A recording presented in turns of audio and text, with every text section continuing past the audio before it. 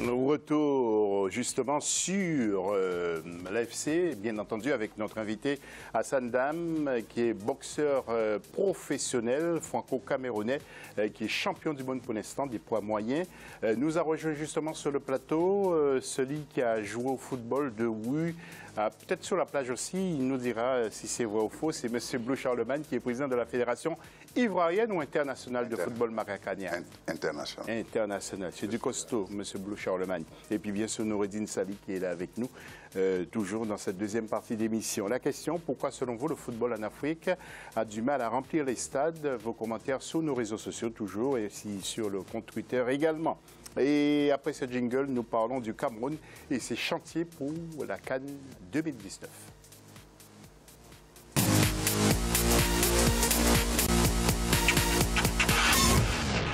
Et justement, c'est un sujet de Samlo Victoria Sedji. Regardez.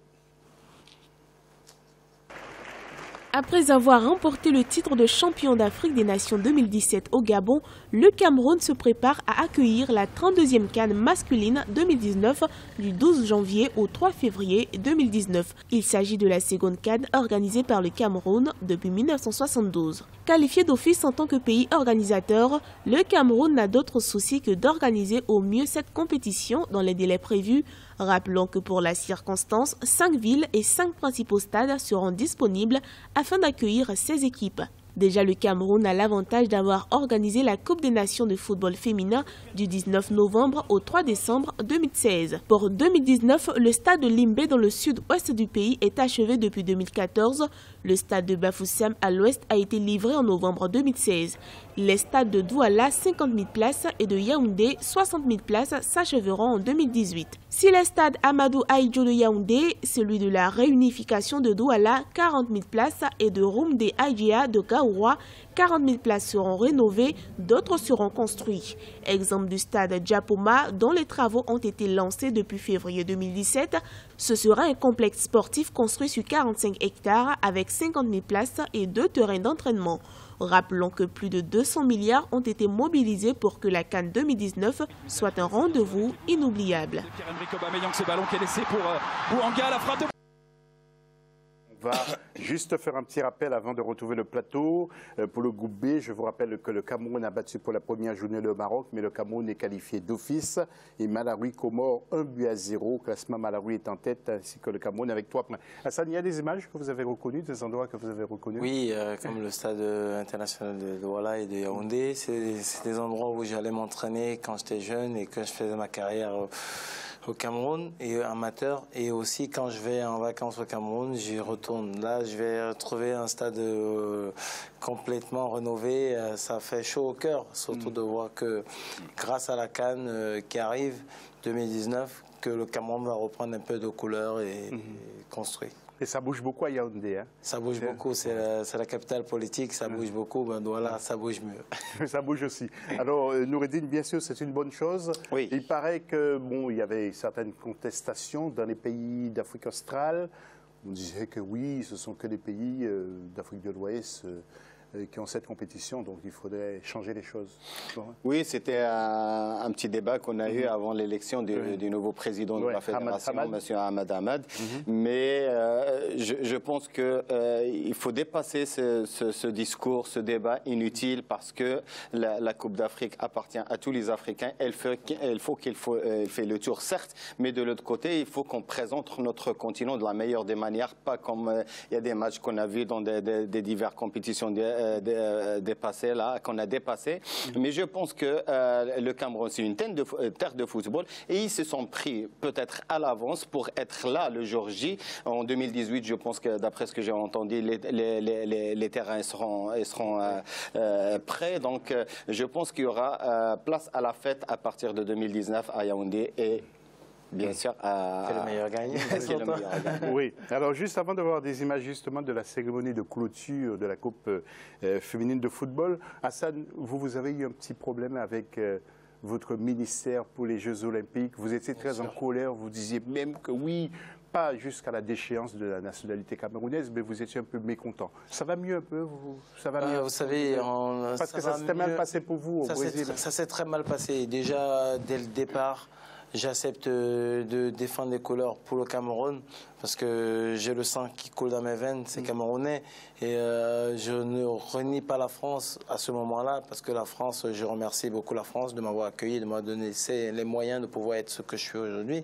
Mais j'ai été déçu par le gouvernement camerounais qui m'a mal accueilli et qui ont mis une mauvaise disposition pour que je sois bien accueilli à ces Jeux Olympiques, ainsi que mon staff d'entraînement qui m'a permis de me qualifier, bien entendu, pour ces Jeux Olympiques. Et j'ai été énervé. Aujourd'hui, ça s'est calmé, mais j'ai décidé de ne plus compétir pour le Cameroun. C'est-à-dire que lorsqu'on ne m'aura pas respecté à ma juste valeur, je ne vais plus compétir pour le Cameroun. Mais vous restez Camerounais. Mais je reste Camerounais parce que j'ai mon sang qui coule, qui est Camerounais. Je monte sur le ring avec des drapeaux camerounais et français. J'ai ma famille qui vit encore au Cameroun. J'ai des attaches au Cameroun. Je vais au Cameroun toutes les vacances. Donc, je suis quand même camerounais. Merci beaucoup. Et puis, juste quelques images de la cérémonie de clôture qui ont été des images excellentes et une belle cérémonie de clôture pour la CAN féminine. Regardez ces belles images que j'espère nous aurons pour la CAN 2019 avec ces belles dames qui dansent et que Noureddine a même mis ses doubles lunettes pour regarder de près. Voilà. Et ça revient aujourd'hui, hein. Et nous allons, voilà, ces belles images. Nous allons enchaîner avec le football maracana maintenant. Comment se porte ce football sur le territoire africain? Regardez ce sujet d'Olivier Conan et après on discute avec le grand président, M. Blou Charlemagne. Regardez. Nous avons commencé avec 32 clubs. Aujourd'hui, nous en sommes à 173, 7 ans après. Nous avons commencé avec deux compétitions principales, le championnat national des seniors et la coupe nationale des seniors. Nous sommes aujourd'hui à pratiquement 5 compétitions dans 2 divisions. La deuxième division qui a aujourd'hui 113 clubs et la première division qui regroupe 60 clubs. Nous avons la catégorie des cadets donc, qui part de 10 à 17 ans. Nous avons donc la catégorie des jeunes de 18 ans à 34 ans et nous avons la catégorie des seniors de 35 ans à plus l'infini et celle des vétérans de 45 ans à plus. Voilà, j'espère que nous aurons le sujet tout à l'heure, parce que M. Charlemagne est avec nous, Blou Charlemagne. M. Blou Charlemagne, dès que le sujet sera prêt, on va nous faire signe. Comment ça se porte, le football maracana, sur le territoire et quels sont les grands projets? Mais je voudrais déjà vous remercier pour l'honneur que vous faites à cette discipline. Maracana tout court, pas football maracana, je précise, maracana tout court, pour ne pas avoir des problèmes avec la FIFA. Voilà, je voulais dire que, comme vous le savez, c'est donc une discipline dérivée du football qui se joue à 6. Contre 6, et donc qui est né sur les terres donc sans gardien. Oui, sans gardien, qui est né dans les années 70 en Côte d'Ivoire sur les terres du campus de Cocody à Abidjan et qui se porte très bien, qui s'exporte. Nous avons commencé par la sous-région, les 5 pays du Conseil de l'Entente en 2012 avec la première Coupe d'Afrique des Nations Maracana. Puis aujourd'hui, nous sommes au Cameroun, nous sommes au Gabon, nous sommes en RDC, au Congo, au Kinshasa, avec la nomination... Et l'Afrique du Maghreb, vous êtes fâché avec le Maghreb? J'en sors d'ailleurs, j'en viens. J'ai fait 3 jours au Maroc, où j'ai rencontré Marocains et Tunisiens. Justement, les Tunisiens sont davantage plus chauds en ce moment que les Marocains, parce qu'ils se sont neutralisés un peu dans leur guerre contre l'Algérie. Et donc, vous comprenez que moi, je ne peux pas rentrer dans tout ça. Celui qui sera prêt, il va nous rejoindre. Donc, oui, M. Blou Charlemagne, il y a un Marocain qui est là. Pourquoi vous êtes moins chaud? Noureddine, vous êtes là? Expliquez-nous. Pourquoi vous êtes moins chaud que les Tunisiens? Je suis sûr qu'ils n'étaient pas invités à la réunion. Voilà, sinon, lui, il est très chaud. Noureddine, c'est quelqu'un qui parle déjà sur ses antennes du Maracana, avec également de grands journalistes. J'en ai déjà parlé dans mon émission à Radio Soleil, comme tu le sais, pas mal de fois. Ouais. Donc justement, nous sommes en train de nommer, nous sommes en pleine nomination là de commissaire au développement dans toutes ces zones.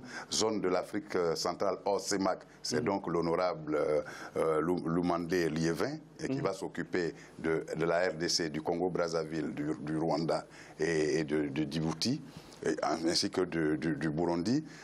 là, en France, nous venons de nommer Potra Daniel, que vous connaissez certainement, qui a été ex-DG de Eurosport, et donc qui va s'occuper du développement de la discipline en Europe de l'Ouest, notamment en France, avec la création très prochaine de la Fédération française de Maracana. Et nous poursuivons en Guinée avec Maître Matos, qui est un notaire, qui s'occupe donc de la zone. Oui. Alors je vous arrête, M. Bouchalman, parce qu'il faut aller dans le vif du sujet. Ça signifie que vous avez beaucoup d'argent pour faire de telles opérations. L'argent, vous le prenez où? Qui vous finance?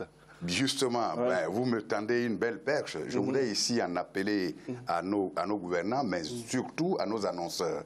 Justement, nous serons au Mali cette année avec la 6e édition de la Coupe d'Afrique des Nations, qui connaît davantage de promotion, parce que nous sommes allés de 5 pays à aujourd'hui 24. Vous comprenez qu'au Mali, on aura 2 catégories, la catégorie senior et la catégorie... Mais vous n'avez pas répondu à ma question. J'arrive. Ah bon, d'accord. J'arrive. Donc, naturellement, quand vous commencez à bien vous débrouiller, c'est comme ça qu'on peut vous aider. Donc, nous avons commencé depuis 2012. Il est maintenant temps que les annonceurs viennent nous appuyer. Surtout qu'il y a l'aspect... Il y a des signes, il y a des signes? Oui, bien entendu, il y a des signes. C'est d'ailleurs pour ça que je suis là. Je voulais profiter de votre tribune pour dire que nous sommes ouverts à tout annonceur, surtout que derrière ça, il y a l'aspect social. Le Maracana se positionne aujourd'hui comme une discipline, un vecteur de lutte contre les violences sous toutes ses formes. Parce que sa pratique est transversale à tous les âges. À 7 ans, vous jouez au Maracana, à 77 ans, vous en jouez. Et c'est la seule discipline aujourd'hui qui peut accueillir indifféremment Noureddin, Douglas, Hassan, selon qu'ils ont 50 ans dans leur catégorie de vétérans ou qu'ils ont 30 ans dans leur catégorie de jeunes, etc. etc. On ne dira pas notre âge, hein. On paraît vétéran à l'écran, mais nous ne sommes pas... Tous les sportifs peuvent aussi venir jouer. Exactement. Alors, exactement. Nous allons voir le sujet d'Olivier Conin, on revient vers vous tout à l'heure. Olivier Conin pour le Maracana. Le Maracana est un sport typiquement ivoirien créé dans les années 1970 par les étudiants de l'université d'Abidjan.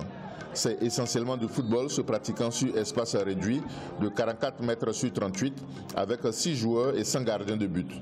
À l'instar du football, sport roi en Côte d'Ivoire, le Maracana est également un phénomène social. Le Maracana était pratiqué comme divertissement par toutes les couches sociales et tous les âges.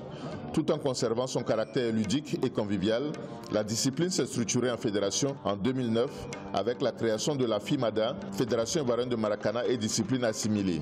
Comment est organisée la Fédération ivoirienne de Maracana et discipline assimilée? Quelle différence y a-t-il entre Maracana et football? Quel avenir pour le Maracana en Côte d'Ivoire et en Afrique? Depuis 2012, existe un championnat national organisé par la FIMADA.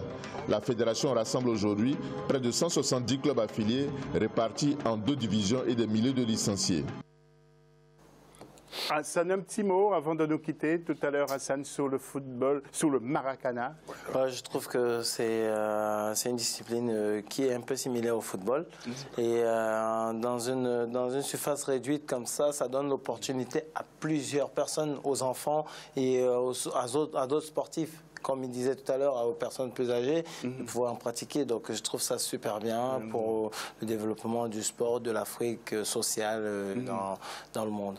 Quand vous parlez de personnes plus âgées, vous n'étiez pas obligé de me regarder. Hein, non, mais je regardais. On y arrive. Je vais vous boxer. Hein, si vous continuez. Noureddin, un petit mot sur le... Oui, j'ai déjà eu l'occasion de maintes reprises à me prononcer sur la chose. C'est que c'est une très bonne chose. Il y a de la place à toutes les disciplines. C'est une discipline qui vient d'abord de notre continent. Il est entre de très bonnes mains. On fait appel, je m'associe bien sûr à Bleu Charlemagne, que tout le monde s'y met de peu ou de grandes choses pour essayer d'avancer le chemin public et avancer cette discipline. La CAN, c'est pour quand? Du 16 au 23 octobre précisément. Ah oui. Ce sera où? Oui, au Mali, au Palais des Sports donc, du Mali. Et pourquoi vous ne vouliez pas nous donner cette info? Mais c'est important ça. Oui, bien entendu. Du 16 au... On avait arrêté initialement avec le gouvernement malien en mars dernier de faire ça donc du 14 au 11 septembre. Et puis avec tout ce qu'il y a comme autour, le gouvernement a bien voulu laisser de la visibilité complètement au Maracana. Et donc ils nous ont sortis pour dire un mois plus tard, il n'y aura que le Maracana au Mali. Et donc ils préfèrent nous octroyer une semaine à ce palais parce qu'il y aura du monde. Nous avons cette année l'innovation d'avoir invité les pays frères d'autres continents, 4 pays, donc le Canada, la Suède, la France et donc, j'allais dire les États-Unis. Donc, qui viennent, cette fois-ci, pas en observateur, mais qui viennent vraiment en démonstration. Ça va être un grand moment de Maracana. De Maracana. Ça va être un très grand moment. Nous profitons pour dire à tous les présidents... Et ce sera le dernier mot, hein? Oui, bien entendu. Profitons pour dire à tous les présidents de fédération qui attendent donc d'être visités par le formateur international, parce que nous avons été élus sur 2 mamelles. Donc, la formation, un développement par la formation et la recherche des infrastructures. Donc en ce moment, au lieu que les impétrants viennent en Côte d'Ivoire pour se faire former, il y a maintenant les internationaux, donc des experts internationaux qui vont dans différents pays pour donner la formation, les 14 lois de jeu. Et donc il est temps que ce calendrier que nous avons donc publié à tous les présidents de fédération qui doivent recevoir ce formateur, puisse faire en sorte que ça soit respecté. Parce que nous sommes un peu en retard. Heureusement pour nous que la CAN est décalée à 1 mois. C'était en septembre, nous étions déjà à 2 mois. Donc aucun officiel cette année, et ça je le dis, qui ne recevra pas une formation structurante ne va pas officier. Pour qu'on évite beaucoup d'altermoiements au niveau de nos compétitions. Vous vous entourez bien parfaitement avec notamment Daniel Potra, un ancien grand monsieur du journalisme en Europe. Hassan, merci d'être revenu. Vraiment, ça nous fait vraiment plaisir. Vous savez qu'on vous aime beaucoup à Africa 24. C'est la maison et je remercie vraiment de m'avoir invité. Et puis on suit le prochain rendez-vous. Ce sera peut-être pour septembre, octobre. Pour septembre, vous avez le temps de vous préparer. Le temps de me préparer. Et j'espère aussi être invité pour le Maracana en octobre. Oui, bien entendu. Oui, ça serait bien qu'il donne un coup d'envoi. Oui. Mais le Cameroun est invité, enfin pas invité, le Cameroun a une fédération. Donc le Cameroun participe au niveau senior cette année avec le jeune Eric Ngo, officier de police camerounais, qui fait les mains et pieds avec le ministre des Sports pour amener une équipe. Donc il n'y a pas de problème, on va échanger les contacts et puis vous serez les bienvenus. Merci. Blue Charlemagne reste avec nous ainsi que Noureddine et Hassan Dan va nous quitter et sera remplacé par Sami Mochtabi. À tout à l'heure pour la 3e et dernière partie.